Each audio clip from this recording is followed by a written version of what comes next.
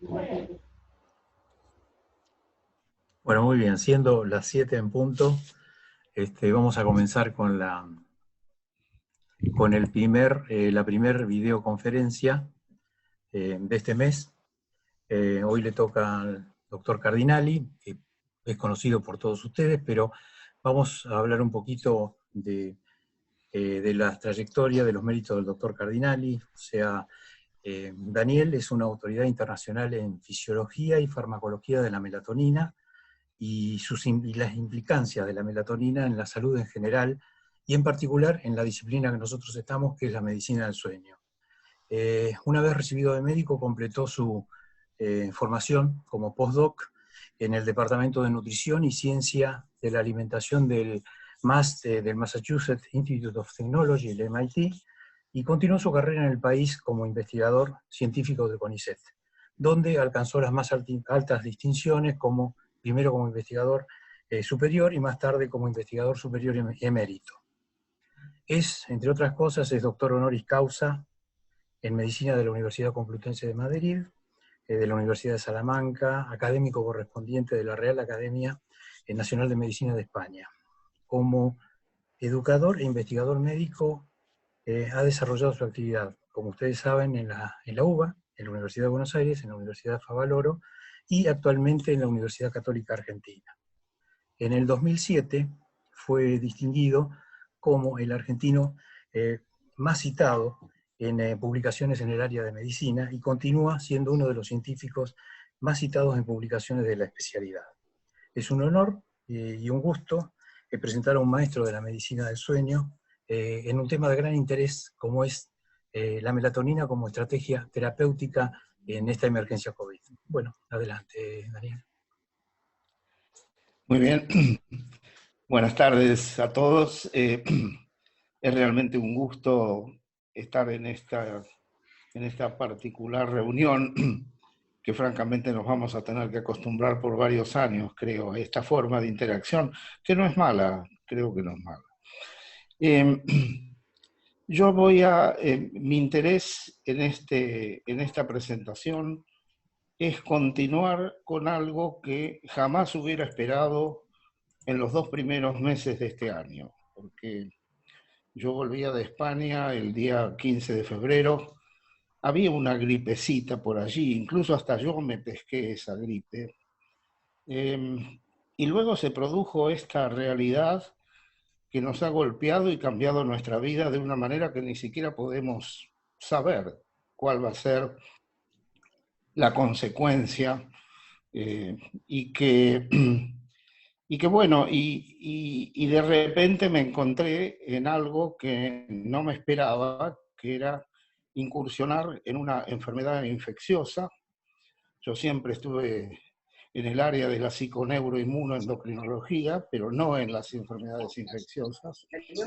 Y me llevó a tomar de una manera muy militante la bandera de la melatonina, porque, y en eso sigo cada vez más convencido, es el arma que tenemos para poder evitar muchas de las situaciones que vamos a enfrentar, la reinfección, por ejemplo, en esta pandemia. Yo voy a desarrollar con ustedes,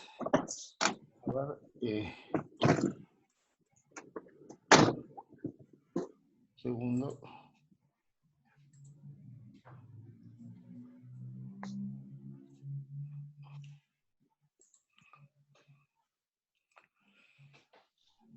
Bien, yo voy a desarrollar con ustedes un pedazo de la información.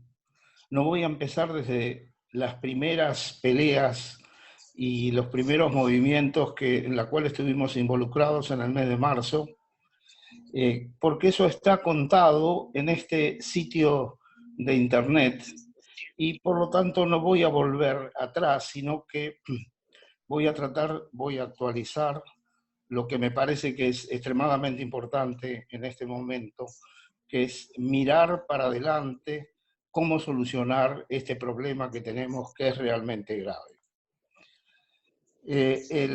El sitio de internet al cual me refería va a aparecer varias veces. Allí ustedes van a ver un poco toda la historia de las frustraciones, lo que se planteó a las autoridades de ciencia en la Argentina, a las autoridades de salud, y de alguna manera el hilado de los fracasos, porque hasta hoy no hemos tenido el eco que creemos un grupo de nosotros que está involucrado en esto debiéramos tener. Yo quisiera mostrarles en qué está la situación en el mundo en este momento. Hay 3 trials que están funcionando, por ejemplo en España, que implica personal de salud y una dosis baja de la melatonina. También en España, que acaba de ser aprobado por la autoridad española de medicamentos y que implica ya el análisis de los pacientes ingresados en la unidad de cuidados intensivos con dosis de melatonina altas, que son las dosis que creemos y vamos a fundamentar por qué se debe usar esto. Este tercer proyecto, que está también registrado en Clinical Trials, que implica una dosis de melatonina que allí ustedes están viendo, y en la cual lo que se está evaluando es el inflamasoma en el NLRP3, que es un indicador que después tocaremos en su momento de inflamación en el COVID. Además, hay ya una primera publicación de una serie de 11 pacientes en un hospital de Manila, en la cual se utilizaron las dosis que ustedes ven allí, con resultados muy positivos en los pacientes, empezando por el hecho de la mortalidad, comparado con la situación que en ese momento se daba. Es una serie corta, pequeña, pero es la primera publicación de una situación aguda, seria, en la unidad de cuidado intensivo. Por ejemplo, este paciente que recibió 72 miligramos de melatonina por día muestra la clarificación de su cuadro pulmonar, y el hecho de, en esta serie, fue bastante evidente la acción de la melatonina. Nosotros no tuvimos la misma suerte, presentamos un proyecto elaborado por un equipo en el cual estaban el doctor Pérez Chada, el doctor Roldán, el doctor Vigo, el doctor Castaño y el doctor Pérez Lloret y otros colaboradores, para reproducir lo que en este momento ya está funcionando en Granada, que es la utilización de dosis altas de melatonina en pacientes en la unidad de terapia intensiva. La agencia consideró que este proyecto no merecía aprobación. Y lo que estamos en este momento es en tratar de conseguir, seguimos, a pesar de los fracasos, seguimos en este momento tratando de hacer un estudio que creemos que es simple, en pacientes hospitalizados, en el cual se puede evaluar los puntos finales primarios, evidentemente mortalidad, y secundarios, los días de hospitalización, etcétera, y las manifestaciones pulmonares, y para el cual no tenemos una gran complicación. Lo que necesitamos es que nos dejen probar si esta molécula, con la cual tenemos mucha experiencia clínica en estas concentraciones, puede servir en esta realidad que estamos viviendo. Bien, ¿por qué la melatonina? Porque el COVID, como ustedes saben, es una enfermedad inflamatoria multisistémica, y porque tiene este hecho que hace que impacte no solo en el pulmón, sino en una cantidad de órganos en el cuerpo, y que hoy ya se lo visualiza claramente como una enfermedad inflamatoria, no una enfermedad pulmonar. Reconoce y se está hablando y tiene dos posibles salidas, evidentemente, y soluciones. La vacuna, por un lado, o la utilización de un tratamiento antiinflamatorio inmunorregulador adecuado. Y esta es el área, esta segunda, es el área en el cual yo quería discutir cuál es la relevancia de la melatonina en esto.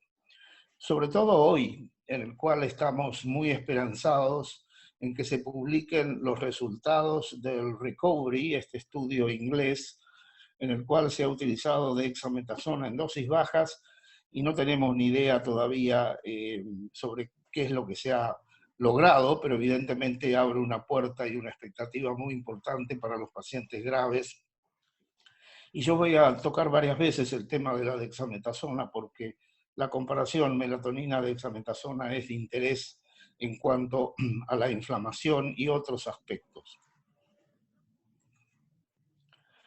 Bien, es claro que la inflamación es la característica principal de los pacientes con COVID, pero esta inflamación se acompaña de un sistema inmunitario deprimido y de la famosa tormenta de citoquinas que contribuye sustancialmente a la patogénesis de este virus. En el plasma de los pacientes gravemente infectados existe un marcado aumento de las citoquinas, de las citoquinas proinflamatorias, una función inmune deprimida y una relación entre linfocitos T reguladores y que es diferencial y característica de este cuadro, que es la asociación de un cuadro inflamatorio, por un lado, con una inmunodepresión. Eso le da la gravedad a esta situación.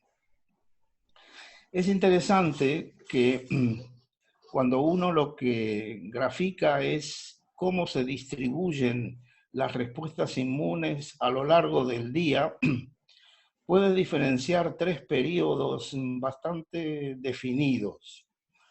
Un primer periodo en la primera hora de la mañana y de la fase de actividad. Esto ha sido bastante estudiado, tanto básicamente en roedores, que en los cuales lo que se computa es la fase de actividad, no el ciclo de luz-oscuridad, que es inverso al de los primates. Pero en cuanto a la fase de actividad y lo que hay de datos en humanos, hay un primer periodo en el cual la inmunidad innata está como, diríamos, controlando la manifestación de citoquinas proinflamatorias, un periodo de la noche en el cual se está dando la respuesta inmunológica adquirida, y un periodo de la última parte de la tarde en la cual hay básicamente señales proinflamatorias. Entonces, acá se plantea el hecho interesante que uno podría, en principio, actuar con un antiinflamatorio aquí y deprimir esta situación, pero la ventaja de la melatonina, como ustedes verán, es que no solamente es un antiinflamatorio que actúa en este periodo, sino también un modulador, inmunopotenciador en los dos periodos en los cuales se da la inmunopotenciación. Y como ustedes saben, la tormenta de citoquinas lleva a una enfermedad generalizada, vascular, con impacto. Acá está marcado el impacto esencialmente miocárdico y el impacto cerebral, que ya es un problema importante que se ha identificado más bien recientemente. Y yo quiero discutir con ustedes en una primera instancia qué es la respuesta inmune que se da en esta patología, cómo es el desencadenamiento de la inflamación, la participación de la enzima conversora de angiotensina tipo 2, que es realmente muy interesante, importante, y que se le presta mucha atención hoy, y el estrés oxidativo. y eso es lo que vamos a desarrollar. En primer lugar, con respecto a la respuesta inmune, para una muy elemental y resumida visión del sistema inmune, podemos identificar dos orígenes del estado inflamatorio a partir de macrófagos y a partir del sistema linfocitario. Y el origen del estado inflamatorio por macrófagos es filogenéticamente más antiguo, es típico de las metástasis avanzadas, mientras que el inducido por linfocitos Th17 es más moderno desde el punto de vista filogenético y representa el tipo de inflamación de las enfermedades autoinmunes. Desde un punto de vista clínico, la regulación del sistema inmune depende de tres subpoblaciones de linfocitos, como ustedes saben, linfocitos T helper, T reguladores y T17, y a su vez los linfocitos T helper dan esa diferenciación en células Th1 y células Th2, esencialmente por el tipo de citoquinas que expresan. Los linfocitos T reguladores son productores de citoquinas antiinflamatorias importantes, por ejemplo, el TGF-alfa, beta y la interleuquina 10 y algunas otras. Y finalmente los linfocitos Th17 de mucha importancia en lo proinflamatorio con sus citoquinas de la serie 17, siendo la más activa la 17A. Oh, sí. El concepto actual de la participación de los linfocitos T en la respuesta inflamatoria es lo que aquí se describe, lo proinflamatorio dado principalmente por los fenotipos Th1 y Th17, la antiinflamatoria por el fenotipo Th2 y el T regulador que modula en más o en menos, manejando estos máximos y mínimos de la respuesta inmune y por eso tienen tanta trascendencia. La inflamación en las enfermedades neoplásicas avanzadas tiene que ver con los macrófagos, con sus citoquinas, características de la activación de los macrófagos y con una proporción anormalmente baja de linfocitos a monocitos. En las enfermedades autoinmunes, por el contrario, lo que predominan son los linfocitos Th17 y concentraciones elevadas de la interleuquina correspondiente y una relación anormalmente alta de linfocitos con respecto a los linfocitos Th17 con respecto a los linfocitos T regulatorios, una relación linfocitos monocitos normal o aumentada, y en el cuadro del COVID hay la mezcla de las dos. Y esto es lo que le da la característica realmente de gravedad. Por un lado aparecen los elementos inflamatorios de la relación de la reacción inflamatoria vinculada con macrófagos y además también las vinculadas con los linfocitos Th17. Y esto es lo que lleva a una reacción inflamatoria más severa. Los adultos mayores somos los más sensibles a esto, y esto tiene mucho que ver con la disminución en la funcionalidad de nuestro sistema inmune, con un aumento progresivo de los linfocitos Th17 y disminución progresiva de los linfocitos T reguladores, a un aumento de la relación Th17 a los otros linfocitos y una disminución con la edad en la producción de melatonina. Esto lo vamos a fundamentar en la segunda parte de esta presentación. Con respecto a la enzima conversora de angiotensina, ha sido muy interesante el hecho que se identificara a la forma 2 de la enzima conversora de angiotensina como el sitio receptor para el coronavirus. El coronavirus necesita de este componente Y esto nos lleva a un sistema apasionante, realmente extraordinario en su implicancia, que es el sistema renina-angiotensina. Acá está mostrado la secuencia angiotensina 1 con la enzima conversora de angiotensina que lleva a la producción de angiotensina 2, y los ejes, la angiotensina 2, su eje principal es a través de un receptor ATR1 y secundario a través de un receptor ATR2, AT2R. Y la otra forma de enzima conversora de tipo 2 que convierte la angiotensina 1 a angiotensina 1,7 y que desencadena a través de este proto-oncogen una cadena muy importante de control de la reacción inflamatoria. Este sistema renina-angiotensina, que lo hemos estudiado todos como regulador de la presión arterial, hoy juega un rol fundamental en la inflamación subclínica, y prácticamente no hay patología sistémica que no tenga este componente de inflamación. De ahí la tremenda importancia de la acción de este sistema, y de ahí la importancia de interferir con estos mecanismos inflamatorios en enfermedades que estaban tan insospechadas de estar involucradas en la inflamación, como la enfermedad de Alzheimer, la enfermedad de Parkinson o el síndrome metabólico. La transducción entonces del sistema renina-angiotensina sigue dos ejes principales: enzima conversora, angiotensina 2, receptor de tipo 1 de la angiotensina 2. Esto promueve la vasoconstricción, hipertensión, inflamación, proliferación, fibrosis. Y el otro eje es el eje enzima conversora de tipo 2, angiotensina 1,7, proto-oncogen más, y esto previene los efectos de esta vía, y por lo tanto es muy importante justamente mantener la integridad de esta vía, porque esto es lo que garantiza que las secuelas de inflamación, proliferación, fibrosis puedan ser controladas.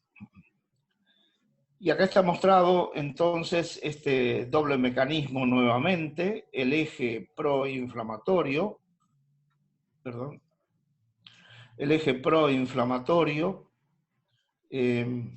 que es el que corresponde al receptor AT1R, el eje antiinflamatorio a este otro receptor. En realidad la angiotensina 2 tiene poca actividad sobre esta vía y su vía principal es esta, pero aparece este producto de la enzima conversora de tipo 2, la angiotensina 1,7, que es un muy poderoso antiinflamatorio.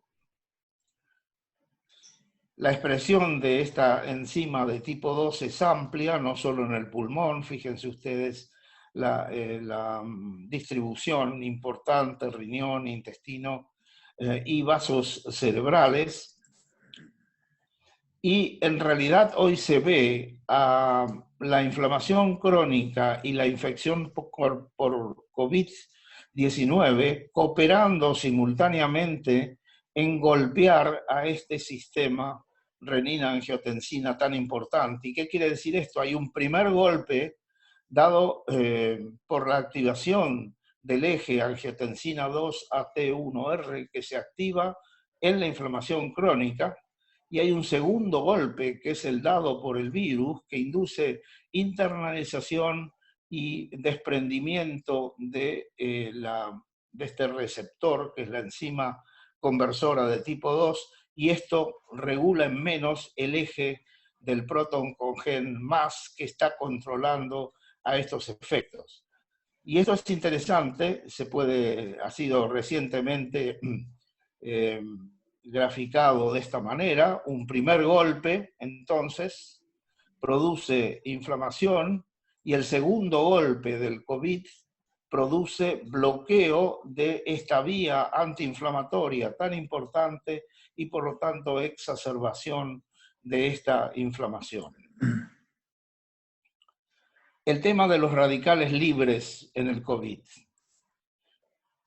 Es claro que un individuo bajo una infección viral grave y el impacto sistémico genera constantemente estas formas reactivas del oxígeno y del nitrógeno, y sobre todo en los pacientes internados en unidades de cuidados intensivos, donde es inevitable que la ventilación con alto contenido de oxígeno conduzca a un aumento de la generación, tanto local como sistémica, de estos radicales libres.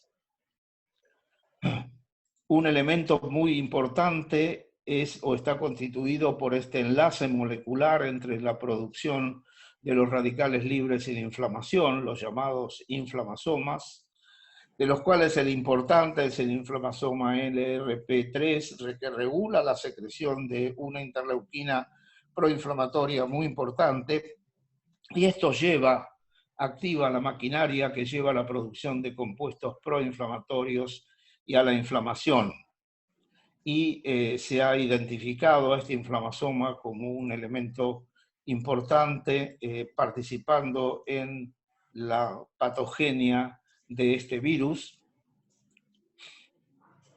Y no es casualidad entonces que uno de los estudios que está en curso en Clinical Trials esté examinando justamente el tema del inflamasoma como elemento de evaluación terapéutica de la acción de la melatonina en estos pacientes en fase aguda de la enfermedad. Bien, segunda parte, la melatonina. ¿Qué es la melatonina? Es un compuesto muy particular y como varias ustedes podrán ver si consultan esa página de internet que antes mencionaba, hemos desarrollado mucho estas ideas. La melatonina es un compuesto que aparece en todas las formas vivientes con respiración aeróbica, desde las algas a las plantas y a los vertebrados y por supuesto al reino animal y vegetal. O sea, la melatonina está presente de una manera extraordinariamente mantenida por la evolución en todas las células del organismo. Evidentemente, esto trasciende mucho el rol del sueño, el rol incluso del ritmo circadiano, porque las algas no duermen ni tampoco tienen un ritmo circadiano determinado y sin embargo están o tienen y protegen a este compuesto. ¿Por qué? Porque es un citoprotector extraordinariamente importante.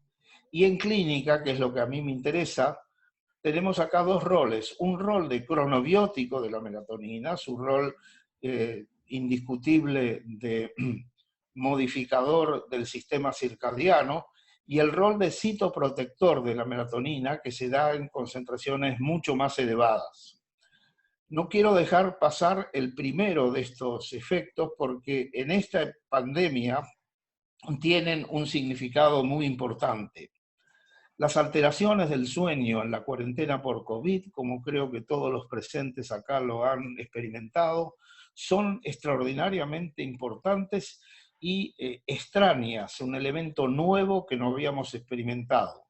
Mayor actividad onírica, mayor interrupción del sueño, mayor cantidad, el insomnio prácticamente del 70-80%, y esto ha sido una preocupación de la Asociación Argentina de Medicina del Sueño, en forma permanente, la discusión de estos problemas.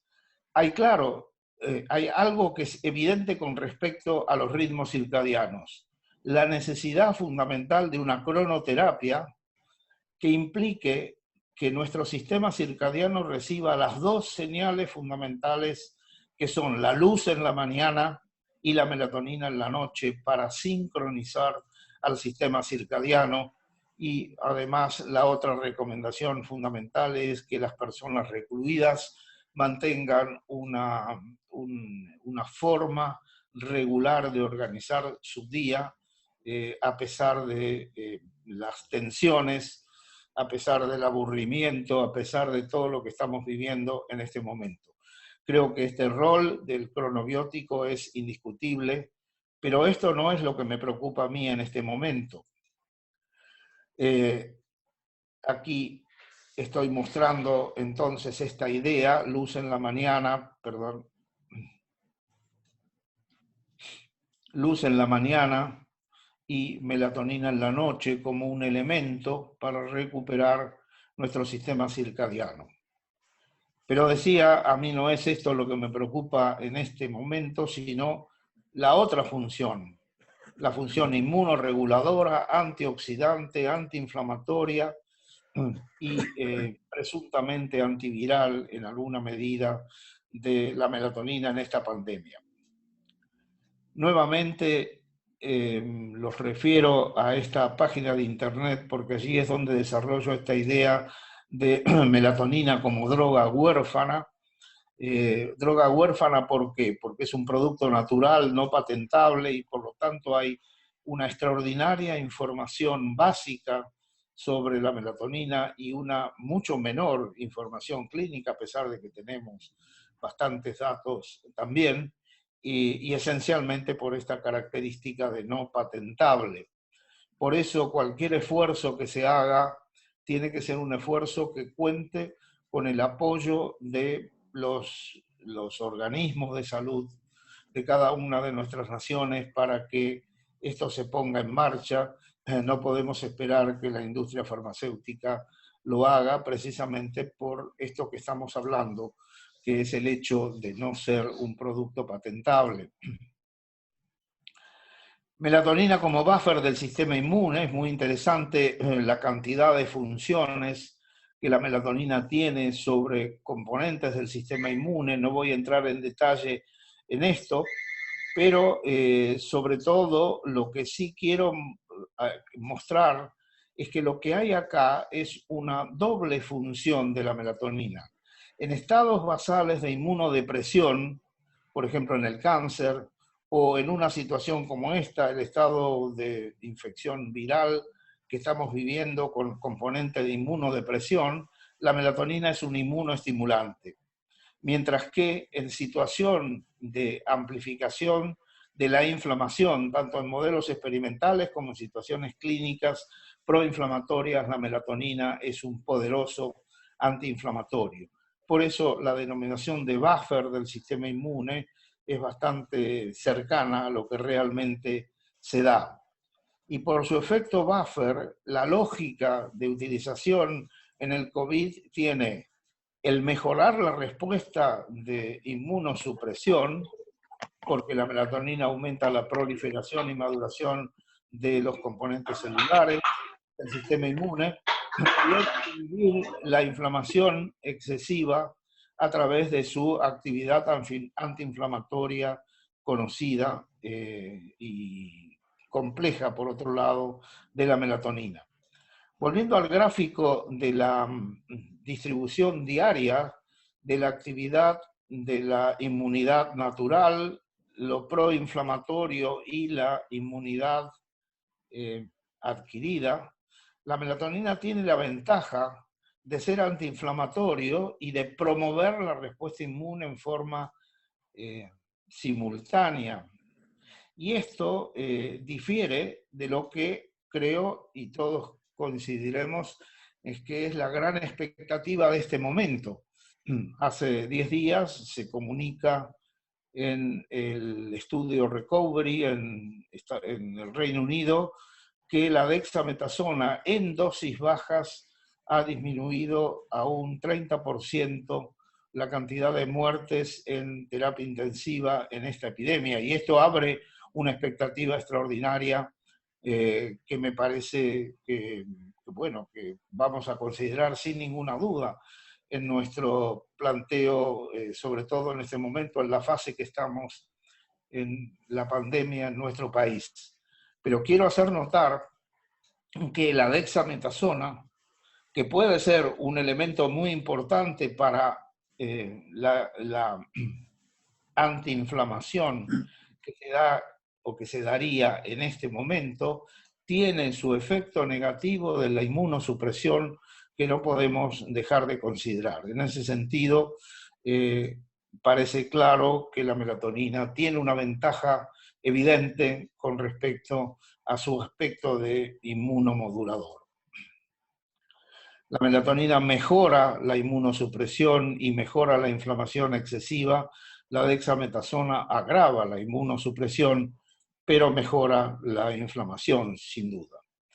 Los mecanismos antiinflamatorios de la melatonina son múltiples y comprenden numerosos efectos antioxidantes, regulación en baja de varias enzimas y de vías, y de la activación del inflamasoma, aumento de factor como el factor 2 nuclear relacionado con eritroides, que previene la reacción oxidativa, y finalmente la inhibición de la enzima conversora de tipo 1 de angiotensina y la estimulación de la enzima conversora de tipo 2 de angiotensina. Y acá no voy a detenerme en este gráfico, estoy mostrando estos mecanismos que en definitiva llevan a la expresión de citoquinas antiinflamatorias y a la inhibición de citoquinas proinflamatorias y efectos antiapoptóticos en las mitocondrias. Entonces, los efectos antiinflamatorios de la melatonina se reflejan en la regulación negativa de citoquinas proinflamatorias y positiva de citoquinas antiinflamatorias. Y acá interviene un factor que ha desencadenado un interés muy grande en este último tiempo en biología molecular, que es la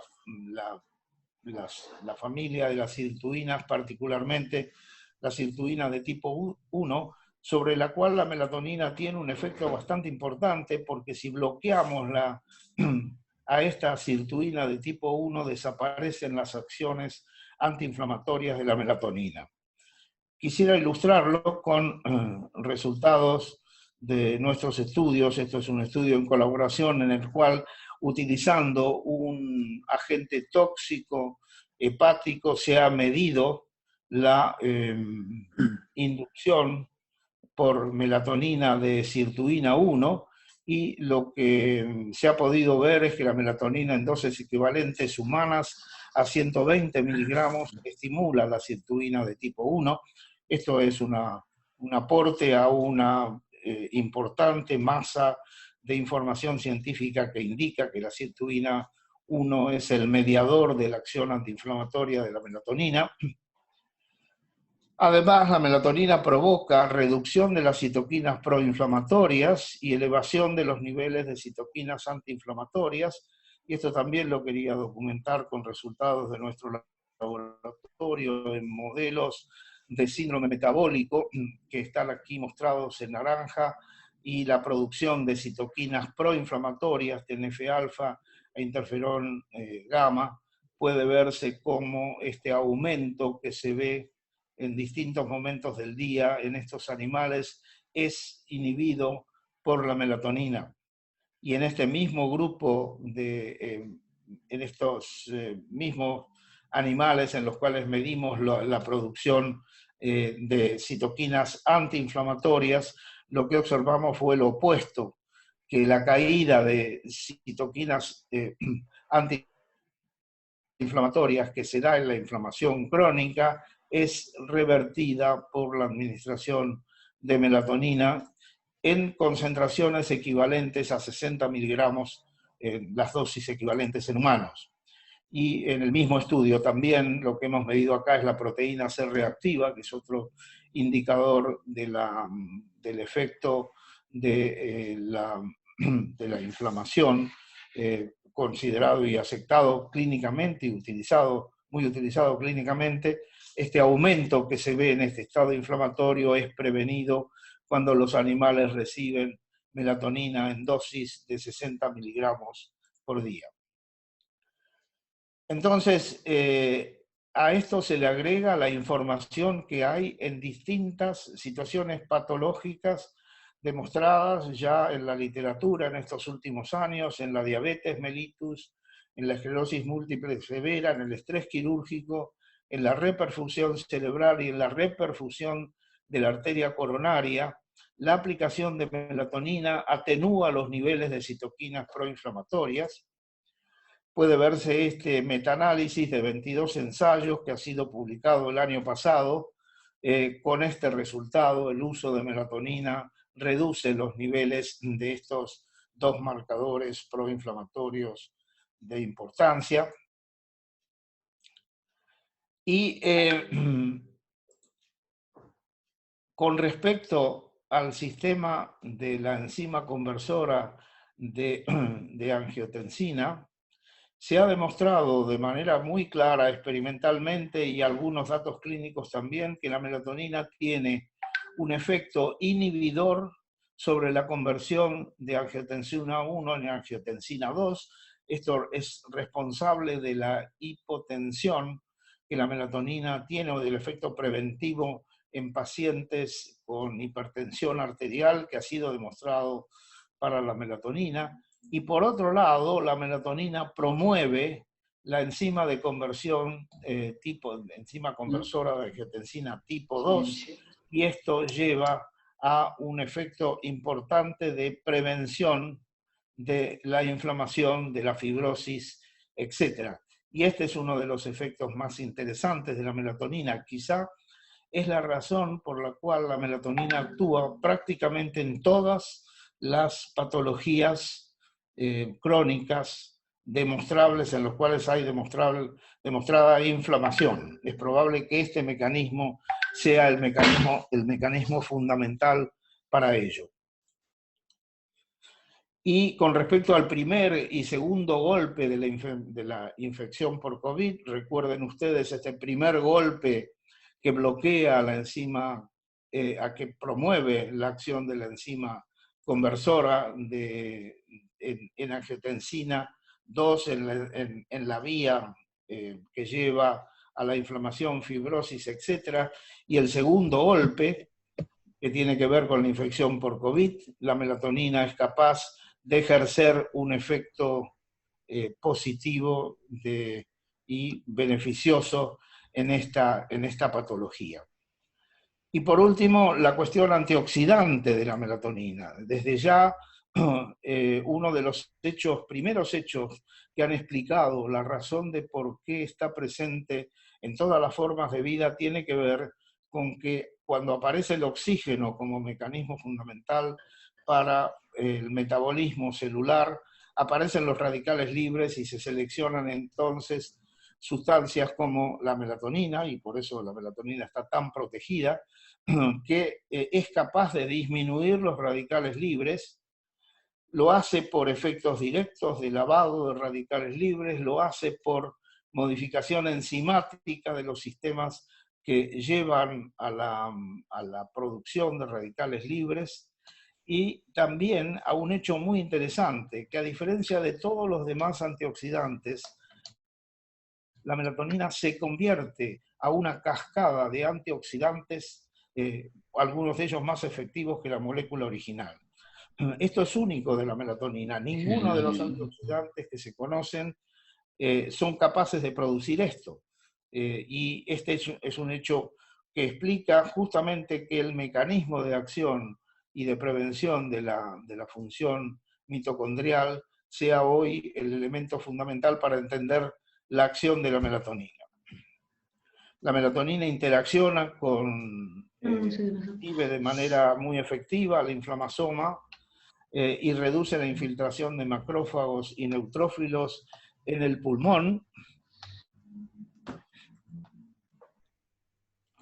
La melatonina previene el riesgo de sepsis y el shock séptico y el problema de paro cardíaco en varios modelos, y se piensa en muchos modelos, y en sepsis se ha probado en otro tipo de sepsis en unidad de terapia intensiva y se ha visto este efecto. Todavía no tenemos los resultados en pacientes con COVID-19. Y otro elemento muy importante es la integridad de la barrera endotelial, que lleva a la producción de modificaciones importantes en la transferencia de líquidos, que lleva a la extravasación de células y de líquidos en los vasos pulmonares y también en otros territorios. Y esto está o es prevenido de manera muy eficaz por la melatonina. Esta es probablemente una de las acciones más importantes de la melatonina como agente oncostático en pacientes con tumores el hecho de prevenir la neoformación de vasos tumorales, que es un elemento básico del desarrollo de metástasis.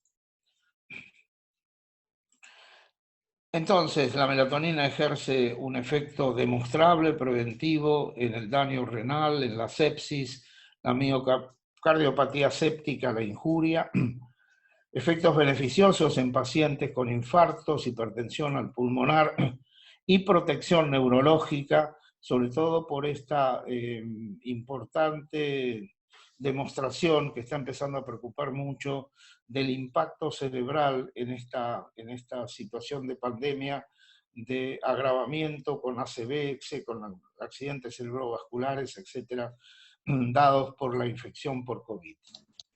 Y justamente nosotros estamos muy interesados en esto por estar interesados en los temas de neuroprotección por melatonina.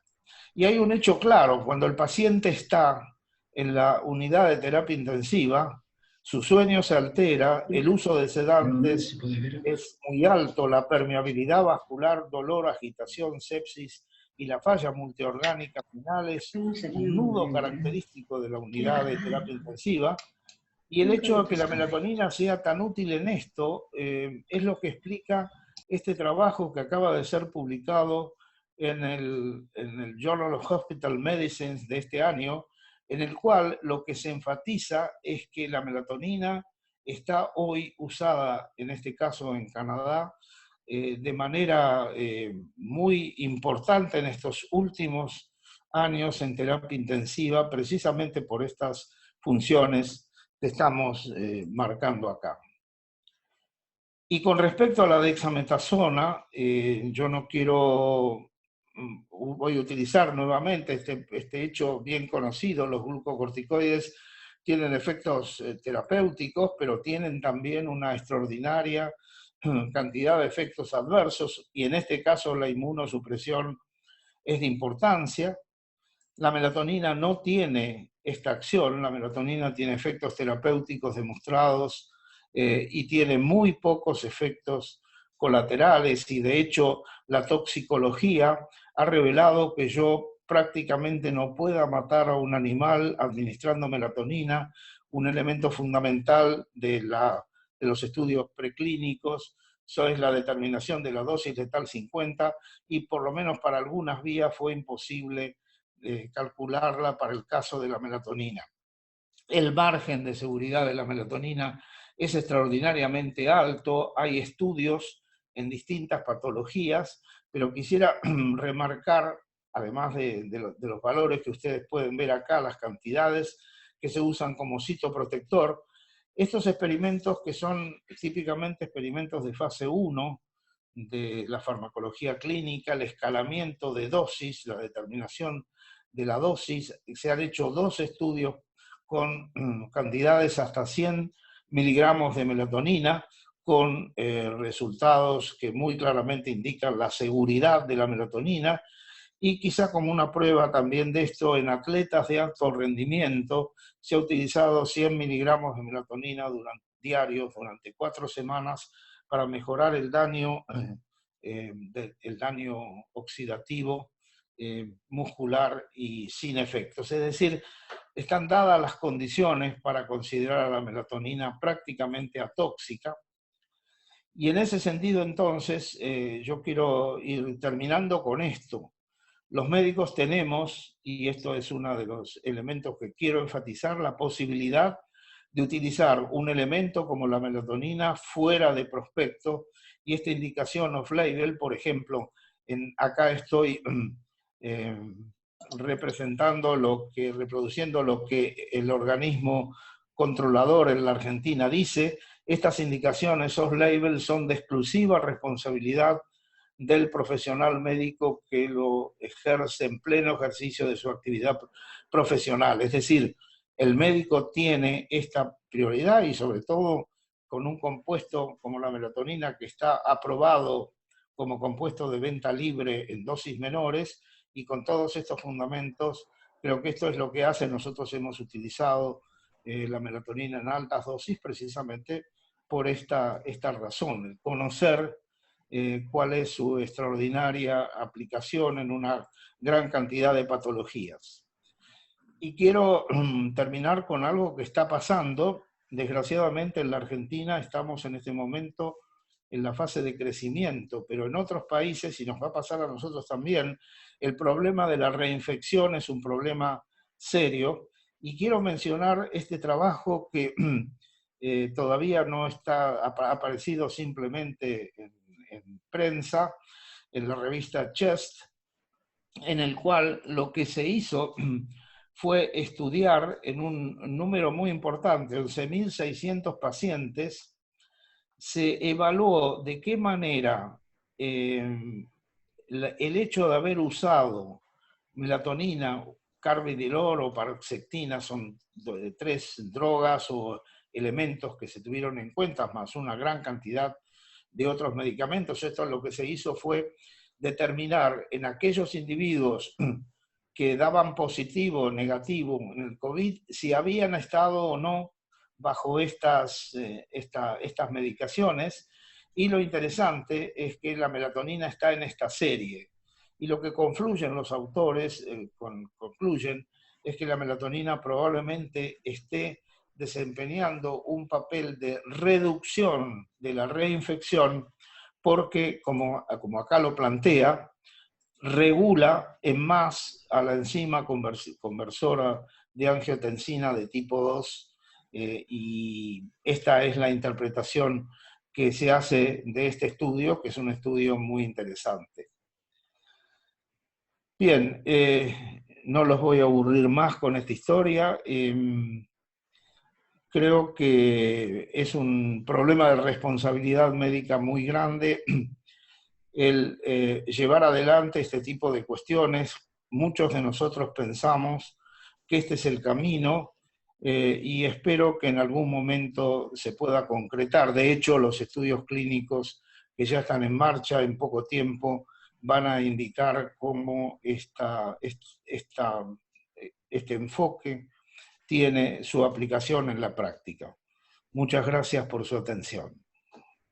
Bueno, muchas gracias, Daniel. Excelente la conferencia y vamos a empezar con las preguntas, si les parece. Y hay dos preguntas que van en la misma dirección de lo que tengo acá en el chat. Una es de María Cristina Robeta, que pregunta dosis y en qué momento se aconsejarías usar la melatonina. Y otra de Fernando Moll, donde pregunta lo mismo, el tema de la dosis y en qué momento en relación a la estrategia terapéutica que existe con los corticoides, digamos, en el sentido de que se reserva en los casos, digamos, de compromiso inflamatorio el corticoide, si la melatonina tendríamos que darla en forma preventiva y entonces el corticoide hará lo suyo en un determinado momento de la enfermedad. Pero bueno, creo ahí cumplir con estas dos preguntas que tengo acá en el chat. Muy bien, muchas gracias. Con respecto a la administración de melatonina, el momento del día es el horario del sueño, 20-30 minutos del horario esperado del sueño.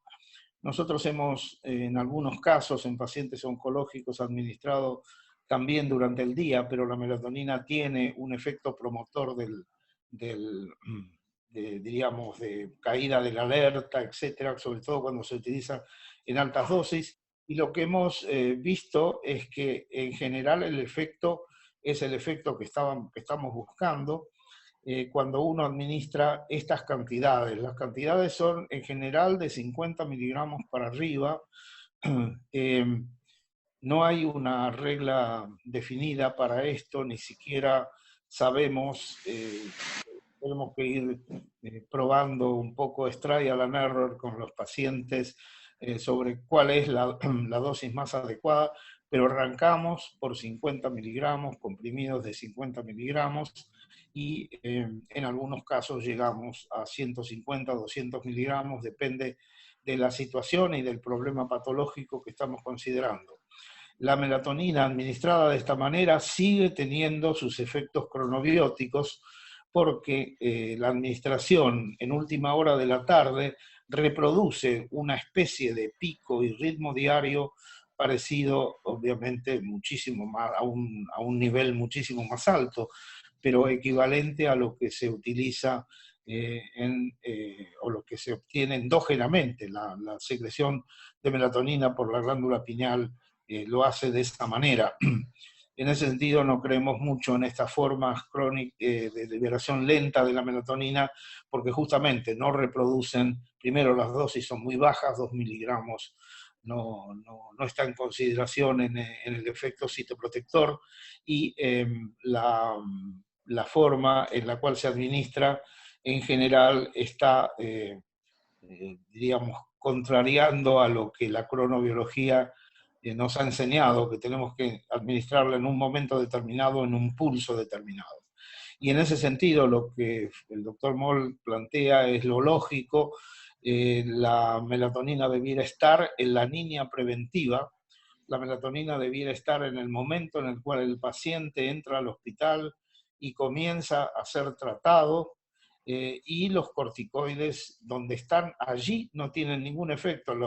El programa Recovery es muy claro, los corticoides administrados preventivamente no tienen efecto, pero sí tienen efecto para sacar al paciente de la inflamación aguda, y bueno, y no veo ningún elemento por el cual vayan a competir con la melatonina. Están, diríamos, es un enfoque terapéutico complementario que me parece que cuanto más rápidamente lo podamos aplicar, más rápidamente nuestros hospitales comenzarán a tener la tranquilidad de las salas no ocupadas, y del número de camas y la problemática que es hoy la problemática central en este momento en nuestro país. Ok, bueno, gracias Daniel. Hay una pregunta del doctor Valentín, donde en realidad son 4 preguntas, donde una de las inquietudes es la melatonina como tratamiento preventivo, sobre todo en personas en personal de salud y de seguridad, por ejemplo, y las dosis recomendadas estarían entre 3 a 10 miligramos por día. Y de igual forma, esta pregunta, según él, es ¿qué pasa con el asunto de las embarazadas? Si realmente puede cumplir una función como medida preventiva. Sí, bueno, sigue la pregunta en función a esto, y la última es si vos recomendás o no el uso de la dexametasona para el tratamiento, para el tratamiento en COVID por sus amplias reacciones adversas, y en qué dosis debería utilizarse la dexametasona. Pero bueno, ese sería el espectro de las 4 preguntas.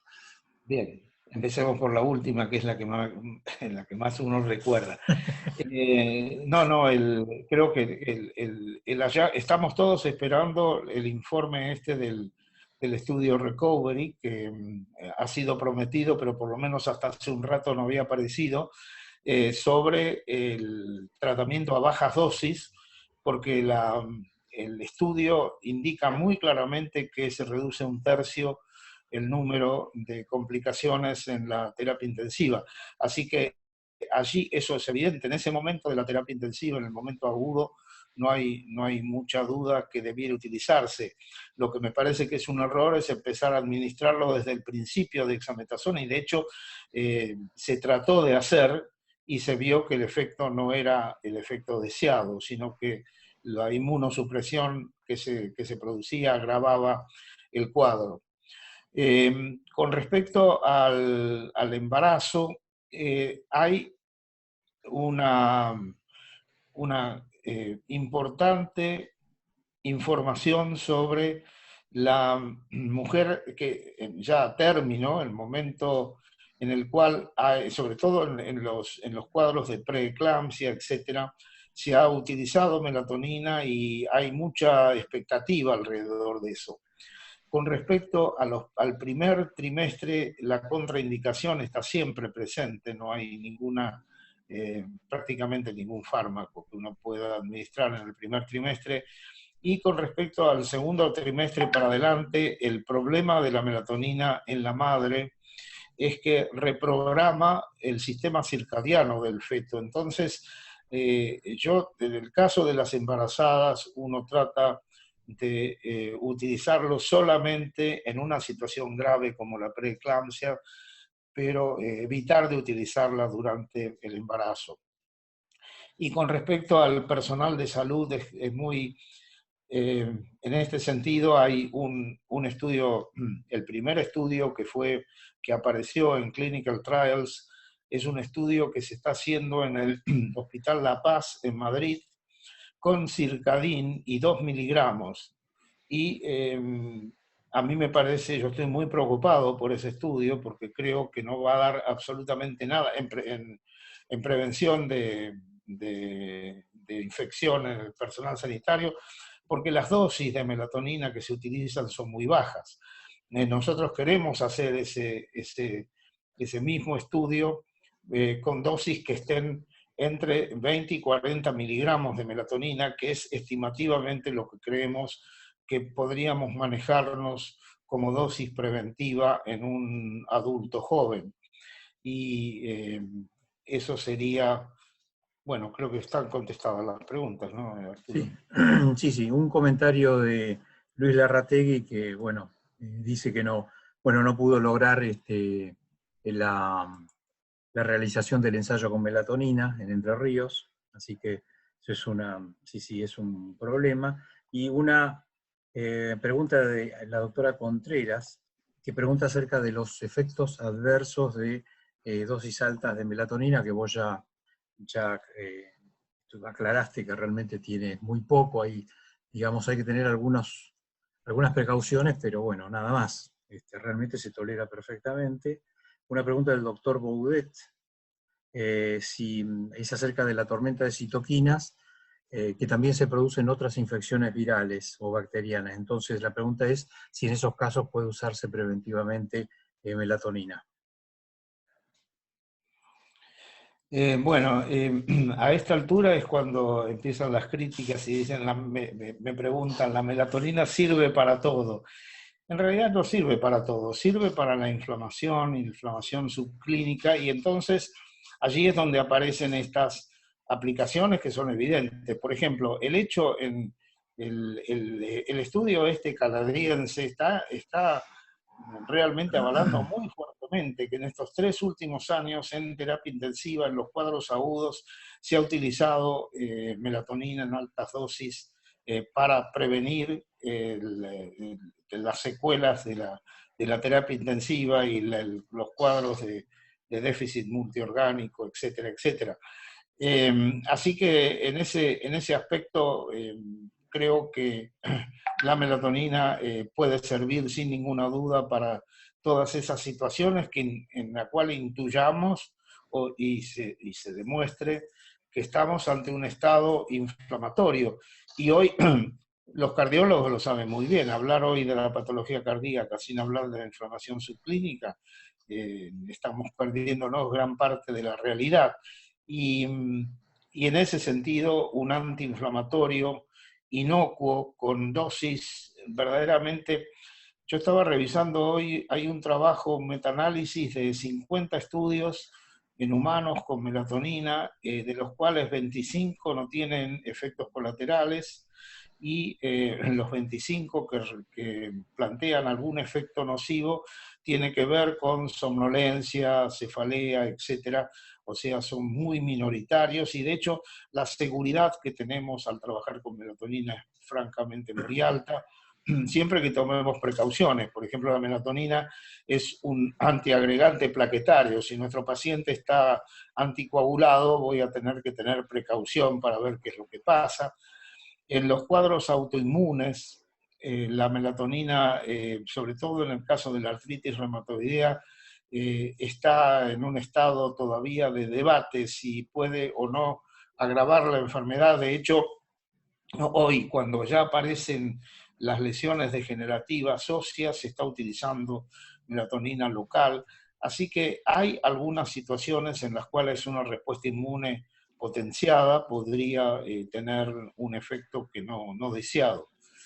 Y por allí el doctor Chuluyán me pregunta si la melatonina aumenta o no aumentan los anticuerpos, y no lo sabemos en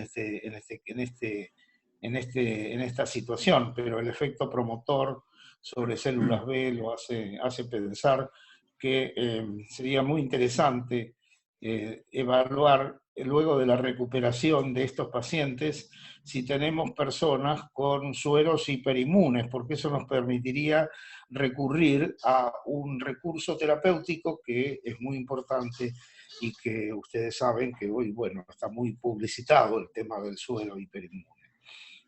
Sí, Daniel, una pregunta de Mirta Aberbuch y de Evelyn Benavides que van en lo mismo, en la misma dirección. Cuando se utilizan dosis grandes de melatonina, si se puede dividir esas dosis, es una pregunta. Y la otra pregunta es, ante dosis muy grandes, si es necesario usar protección gástrica y si se utilizaría en forma de cápsulas o cómo. No, justamente el efecto de la melatonina en la mucosa gástrica es protector. Y de hecho hay varios estudios que indican que en úlceras experimentales la melatonina es un muy efectivo protector. Así que por ese lado no habría problemas. Y, En el caso de bueno, dividir, ¿perdón? en el caso de dividir las dosis, cuando sean Ahí, dosis grandes, supongamos 300 miligramos, sí. se puede dividir, digamos, supongamos dar algo 6 de la tarde y 12 de la noche, una cosa así. Ese problema tiene, hay gente en el área oncológica que ha utilizado melatonina en la noche y en la mañana. Eh, yo he tenido también la oportunidad en pacientes oncológicos de usarlo durante el día y me he encontrado justamente con la somnolencia esperable que la melatonina produce y la calidad de vida no justificaba realmente seguir de esa Bueno, forma y por eso me he limitado a la administración en la última hora de la tarde. Pero hay otro motivo que es muy importante y es que yo no puedo tener melatonina en dosis altas durante todo el día desde el punto de vista cronobiológico, que ese es el problema que produce el hecho de administrar melatonina fuera del horario indicado como potenciador, sincronizador, etcétera, de los núcleos supraquiasmáticos hipotalámicos, que es la última hora de la tarde. Entonces, habría un problema adicional en esto de dividir la dosis. De hecho, mi experiencia, he tratado casi siempre en realidad, de administrar melatonina solamente en forma vespertina, porque por otro lado esto también mejora el sueño, etcétera, etcétera, y bueno, y mejora la calidad de vida del paciente. bueno, para no extendernos, dos últimas preguntas. Una del doctor Brangold, que pregunta si hay algún estudio que compara costos de tratamientos con dexametasona versus melatonina. Y la otra pregunta de Lilian Chiapela, de si la melatonina pasa a la leche materna y si tiene algún efecto en el recién nacido. Bueno, empecemos por la última. Sí, la melatonina pasa a la leche materna y justamente es una de las acciones por las cuales uno trataría de evitar, a no ser que hubiera una situación grave como una eclampsia, preeclampsia, etcétera, administrar melatonina en lactancia, ¿no? Con respecto a la pregunta del doctor Brangold, el único estudio que se ha hecho de dosis, yo conozco dos en realidad con melatonina. Uno en terapia intensiva, en la cual se compara el uso de sedantes, etcétera, versus cuál era el gasto en sedantes y el gasto administrando melatonina, y la administración de melatonina bajaba. Este fue un estudio hecho en Italia, bajaba notablemente el costo de mantenimiento de la terapia intensiva en ese aspecto.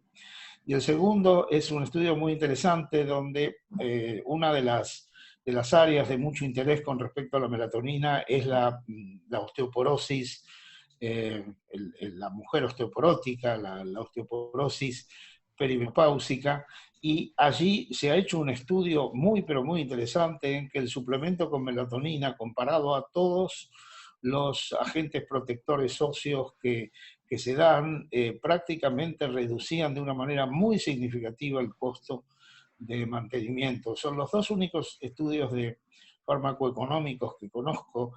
En el caso de la dexametasona, lo que el doctor Brangon plantea es que es un poco tramposo, porque la dexametasona es muy barata, ¿no? Eso es fantástico, eso me parece fantástico, pero la melatonina también es muy barata. Y bueno, probablemente podemos bajar de una manera muy importante asociando ambos los costos de nuestros pacientes. Daniel, una pregunta mía es, ¿hay algún estudio, no sé, en animales y por ahí en pacientes, en casos, no sé si de COVID o de sepsis, donde en forma parenteral uno coloca dosis importantes de melatonina y de esa manera medir el efecto antiinflamatorio? Por ejemplo, en sepsis yo sé que hay estudios así, pero no sé, y digamos, en cardiología también se usa para reemplazo en stent, ¿no? Sí. Pero bueno. Los que han tenido una experiencia muy interesante es el grupo del doctor Darío Acuña Castroviejo en Granada, el cual es el que lidera este estudio que ha sido aprobado en estos días